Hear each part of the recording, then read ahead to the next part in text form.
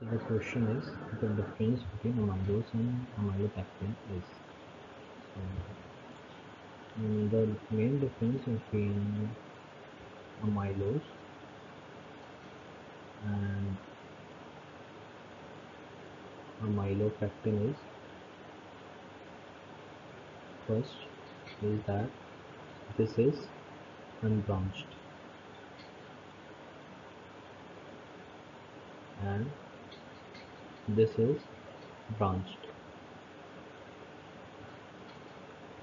and the link which is formed in the amylose is C1 to C4 for the unbranched, and in the amylopectin the branching which is done is C1 to C4 and also C1 to 6 alpha for the unbranched.